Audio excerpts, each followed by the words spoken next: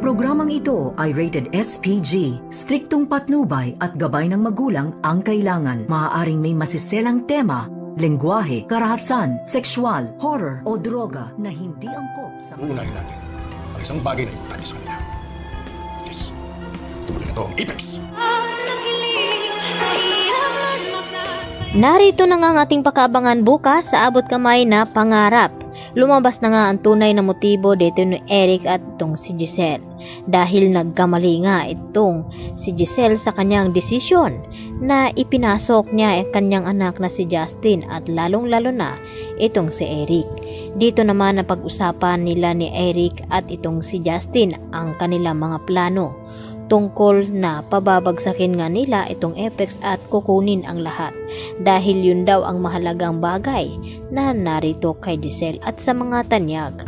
Kaya ito na nga ang kanilang plano at tamang-tama nga itong hinala ni RJ na hindi dapat nabibigyan ng posisyon na mataas itong si Eric dahil hindi nga nila ito nakilalang lubusan, lalong-lalo na ito ngang anak ni Giselle. Kung yun ba talaga ay nalaso na ni Eric dahil sobrang na brainwash na nga ni Eric itong si Justin na magalit ng husto dito kay Giselle at kahit kailan at kahit anong gawin daw dito ni Giselle ay hindi nga daw mapapatawad ni Justin.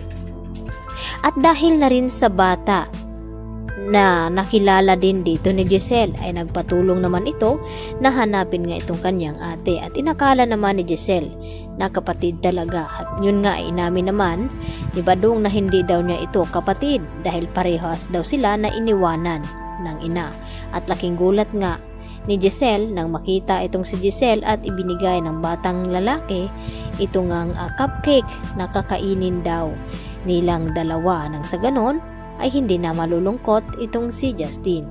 At nagulat si Justin dahil binili pala ito ni Giselle na sinasabi ng batang ito na mama na nga daw nilang dalawa itong si Giselle. Subalit nasaktan si Giselle nang sabihin dito ni Justin na wag daw ipokrita dahil hindi nga daw niya ito matatanggap bilang ina.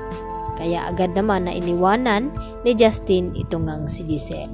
Samantala, hinamo naman ang challenge ni Doc Carlos Benetes itong si Annalyn kung mapapatunayan daw niya sa kanyang sarili na makakaya niya itong ibibigay na taas ni Carlos sa kanya. At laking gulat nga dito ni Carlos nang tanggapin dito ni Annalyn ang nasabing challenge dahil hindi daw siya magpapatalo at gustong-gusto ni Annalyn na makuha itong slot at mapatunayan dito kay Doc Carlos na hindi siya kawalan.